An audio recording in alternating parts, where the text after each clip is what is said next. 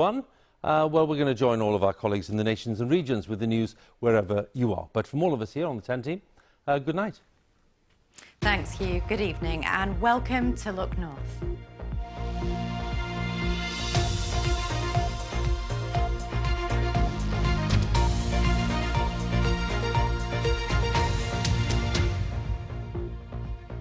Hello. First tonight, churches, libraries and schools right across our region are opening their doors to people who are struggling to pay their energy bills.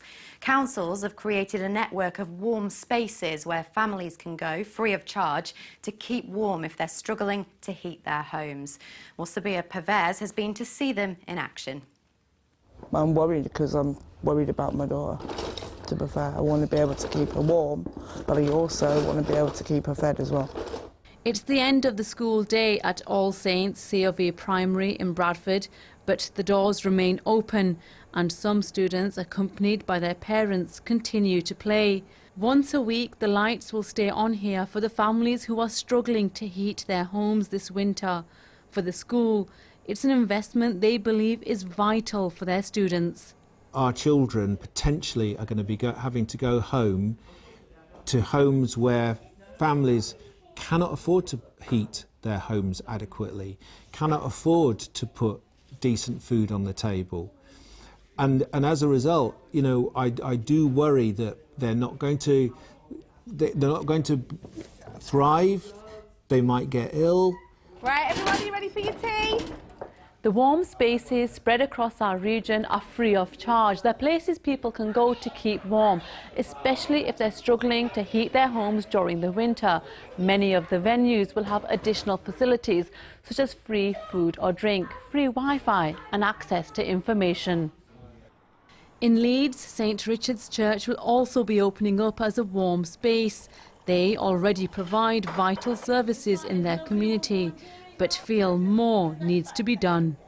We've seen people at my door asking for electricity, even a couple of pounds to put on their electricity so that they can cook for a start and heat their homes. But also, in addition to that, we have lots of people who don't put their cookers on. And that's why we're also opening up this church for hot food. The Warm Space initiative is appreciated and desperately needed as winter draws closer. It'll keep people warm, safe and reassure them they're not alone. Sabia Pervez reporting there. Next, a court's heard how an elderly couple were bound and beaten in their own home by a robber who then left them for dead. 86-year-old Frida Walker died from her injuries in the attack at Langwith Junction in Derbyshire. Her husband Ken survived but has since died. Simon Hare sent this report from Derby Crown Court, where a man has gone on trial accused of murder and attempted murder. The Walkers' family home at Langwith Junction near Shirebrook in Derbyshire, where they were attacked last January. 86-year-old Frida Walker was found dead in the kitchen. Her husband of over 60 years, 88-year-old Ken, was severely injured but alive in a bedroom. Vasil Kulia today went on trial accused of their murder and attempted murder. The prosecution alleged that Vasil Kulia attacked the elderly couple in the sanctuary of their own home, that it was a savage and sustained attack, and the level of violence used showed it was one devoid of any mercy.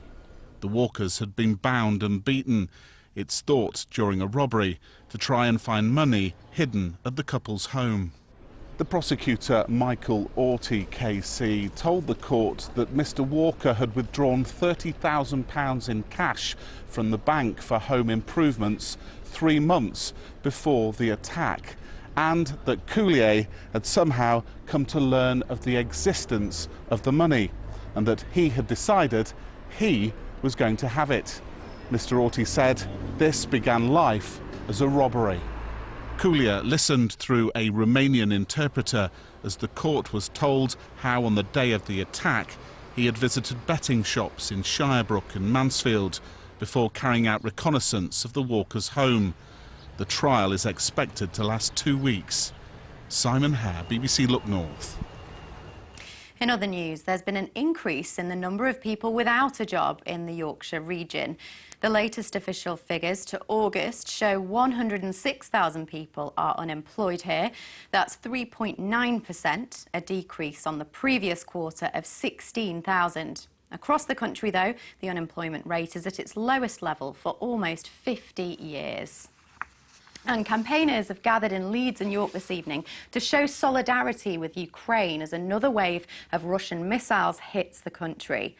Organisers of the rallies say they want to keep the conflict in the public eye. Yesterday was one of the worst for airstrikes since the early days of the war. Now, if you're a stargazer, you'll know all about the Hunter's moon. Here it is. Now, it's most noticeable at sunset when the moon is close to the horizon. And thank you for sending in these brilliant photos of this absolutely spectacular sight. And if you've managed to catch those, do send them to Paul. And here he is with your weather forecast. Hello again, good evening. Well, it looks a bit more changeable tomorrow. We've had a couple of really nice days, haven't we? But some patchy rain on the way for some of us through the course of tomorrow. But we're a bit lucky on Thursday. A system to the northwest, one to the southwest, stuck in the middle. A little ridge of high pressure means Thursday, all being well, should be dry with some sunshine. But overnight looks fairly quiet, some mist and patchy fog possible. Clouds streaming in from the southwest might lead to the odd spot of rain in the west, but most of us will be dry and not as chilly as last night, lows of 7 or 8 degrees. So some bright or sun intervals around, especially in the east in the morning, but most of us seeing a lot of cloud with some patchy rain just extending in from the west. Amounts will be quite small, but nevertheless that patchy rain is in the forecast. We'll see temperatures around 15 or 16. Thursday and Friday look blustery but mostly dry with some sunshine. That's the forecast. Well, that's all we've got time for this evening. Thanks for joining us. See you in the morning about 6:30. Bye-bye.